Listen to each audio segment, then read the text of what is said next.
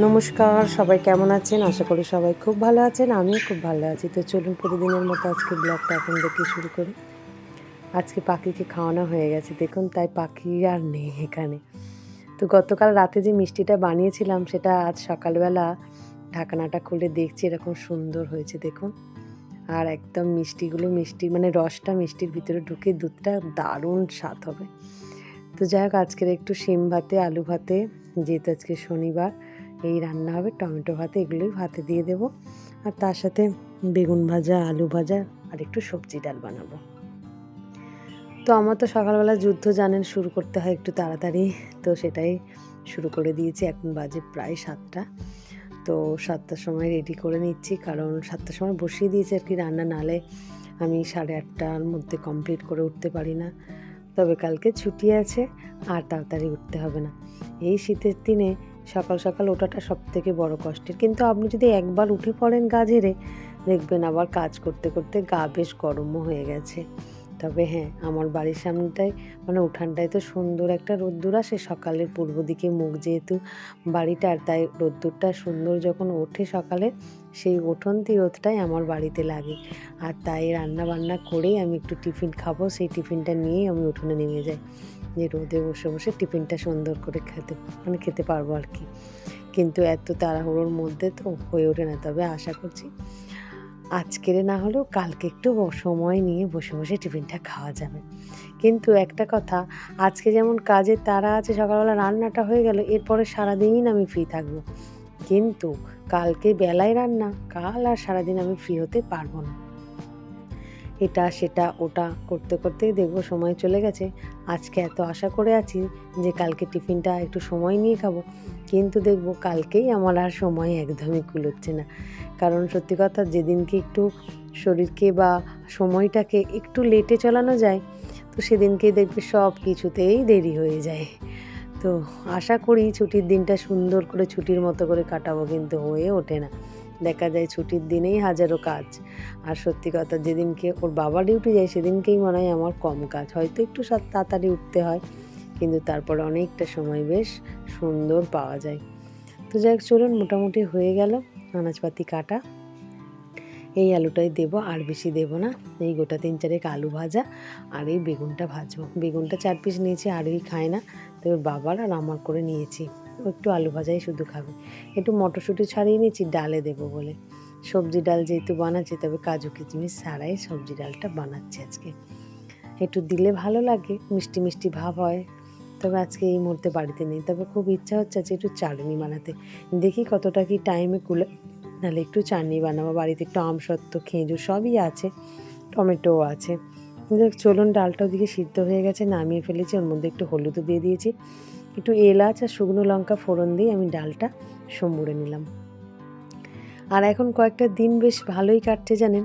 এই যে ভাতে ভাতেটা মাখিয়েছি, বেগুন ভাজা, ডাল, আলু ভাজা নিয়ে নিয়েছি, এগুলো আমি না সকালেই টিফিনে খেয়ে নিয়েছি। আসলে একটু গরম গরম ভাত খেতে কয়েকদিন পর মনটা খুব চাইছে। দুপুরবেলা ঠান্ডা ভাতটা না একদম ভালো লাগছে না, তার উপরে নিরামিষ। তাই আরুর বাবাও আমাকে বলে গেল যে আজকে সকালবেলায় এই নিরামিষ ভাতটা গরম গরম খেয়ে নাও, আর দুপুরবেলা পারলে একটু তরকারি করে মুড়ি খেও। তো আমি ঠিক করলাম দুপুরবেলা তরকারি বানাবো না, একটু অসীমাকে দিয়ে আলু সিদ্ধ করিয়ে নিয়েছিলাম, ওই আলু সিদ্ধ আর মুড়ি খাবো। আর এখন টিফিনে ওইটা খেয়ে নিয়েছি, বেশ ভালোই লাগলো জানেন। এক নিরামিষ, তারপর একটু গরম গরম সুন্দর খেলাম। আর আরোহীও তো খেয়ে আছে, সকালবেলা ভাত বেরিয়ে গেছে। আজকে শনিবার, ও একটু স্কুলে যাবে আর কম্পিউটার আছে, তো সেই জন্য একেবারে সকালবেলা খাবার দাবার খেয়ে ভাতটা বেরিয়ে গেছে। তো আজকে যেহেতু শনিবার, তাই সন্ধ্যাবেলা একটু পুজো দিচ্ছি। আমাদের মন্দিরে কয়েকদিন আগে একজন পূজা দিতে আসে, একদম 2 প্লেট ফল কুচিয়ে আনে, আর হঠাৎ করে তার চোখের নিমিষে একটা বিড়াল ঢুকে সেই ফলে মুখ দিয়ে দেয়। তখনও ঠাকুরমশাই আসেনি, পুজো হয়নি, তাই তারা মনটা একটু খুঁতখুঁত করে। আর স্বাভাবিক, আপনি যদি দেখেন সেটা কি আর পুজোতে দেয়া যায় বলুন তো? না, সেই পুজো হয়ে গেলে মানুষকে আর সেই ফলটা দেয়া যায়। তো সেই কারণে উনি সেই ফলটা জলে দিয়ে আর বাড়ি থেকে আমাকে গোটা কয়েক শসা, কলা, বাতাসা করে দিয়ে গিয়েছিলেন। তো সেটাই আজকে আমি মাকে দিচ্ছি ভোগ। আর আমাকে বলে গিয়েছিলেন যে নিত্য পুজোর সাথে মাকে একদিন দিয়ে দিও গো। প্রসাদটা। তো তাই আজকে আমি মায়ের ঘট আছে বলে এখানেই পুজোটার প্লেটটা সাজিয়ে দিলাম। আর আজকে যেহেতু শনিবার আরতি করব, পূজা হবে, আর একটু সন্দেশ নিয়ে ব্যাস মাকে দিয়ে দিয়েছি। তো মাকে বললাম, মা খেয়ে নিও, সেদিনকে তোমার খাওয়া হলো না, আজকে অন্তত খেও। তো যাক, মাকে দিয়ে দিয়েছি আজকে পুজো। কয়েকদিন আগে থেকেই দিয়ে গেছে, কিন্তু আমিও ঠিক করে রেখেছিলাম আজকেই দেবো, তাই আজকে দিয়ে দিলাম। যাক চলুন, মাকে আমি আরতি করে নিলাম। আজকে যেহেতু শনিবার, আর মনটা খুব অস্থিরও লাগছিল যে কতক্ষণ এই পুজোটা আমি করব। তো এখন আমার খাবার দাবার সব বাকি আছে। আজকে অনেক বিকালের রান্না, আর প্রচণ্ড সবার খিদে পেয়ে গেছে, কারণ আজকে যেহেতু সকালে সবাই একটু নিরামিষ খাবার দাবার খাওয়া হয়েছে, তাই এবেলা খুবই তাড়াতাড়ি খিদে পেয়ে গেছে সবাই। তাই আমিও ঠিক করেছি পুজোটা সেরে আর আমি ওদিকে একটু ঘুগনি আর রুটি বানাবো। তো চলুন, ওদিকে অসীমা আমাকে রুটির আটা মাখিয়ে দিয়েছে, সবজি কেটে দিয়েছে। এবার শুধু গিয়ে আমি একটু দাঁড়িয়ে দাঁড়িয়ে বানিয়ে নেবো, ব্যাস হয়ে যাবে। তো মাকে প্রণাম টনাম সেরে আর আমি এখন গিয়ে আবার রান্নার যুদ্ধে নামবো। তবে আমার রেডি করাই আছে, কড়াইটা সিদ্ধ করা আছে, আলুটা শুধু ভাজবো আর বসিয়ে দেবো। মোটামুটি আলু টমেটো ভাজা হয়ে গেছে। একটু হলুদ দিয়ে দিলাম, একটু সামান্য লঙ্কা গুঁড়ো দিয়েছি, একটু জিরে গুঁড়ো দিচ্ছি, আর সাথে একটু আদা দিয়ে দিয়েছি, আর তারপরে একটু দিলাম ধনে গুঁড়ো। ব্যাস এটা একটু নাড়াচাড়া করে হালকা হাতে আর একটু কাঁচা লঙ্কাও দিয়ে দিয়েছি। কাঁচা লঙ্কাই দেবো বলে তাই আমি গুঁড়ো লঙ্কাটা খুব একটা বেশি দিইনি। যাই হোক, মোটামুটি এই যে হয়ে গেছে। কড়াইটা সিদ্ধ করা ছিল বলে খুব তাড়াতাড়ি হয়ে গেল। হয়তো কালারটা খুব একটা আসেনি, কারণ আমি দিইনি গুঁড়ো লঙ্কাটা।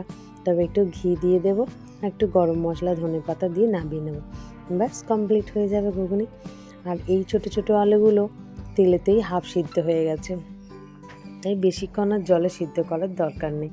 তো চলুন জলটা আমি দিয়ে দিই, দিয়ে একটু ফুটিয়ে নেব, তারপরে নামিয়ে নেব।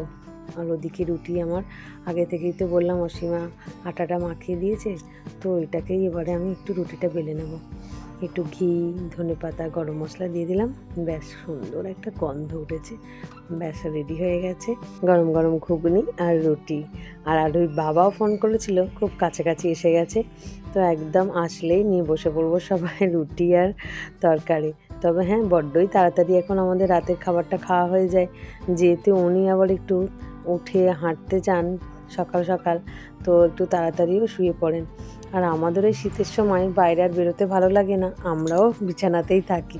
তো যাই হোক, এমনিও 8টা বাজতে যায় মোটামুটি রেডি। তো খাবার ঠিকঠাক সময়ে আমরা খেতে বসে গেছি। তো এই যে ঘুগনি আর রুটি, আর সাথে আগের দিনের মিষ্টি। তো চলুন খেতে খেতে ভিডিওটা আজ এখানেই শেষ করছি। আগামীকাল একটি নতুন ব্লগে আবার দেখা। সবাই সুস্থ থাকবেন, ভালো থাকবেন, টাটা।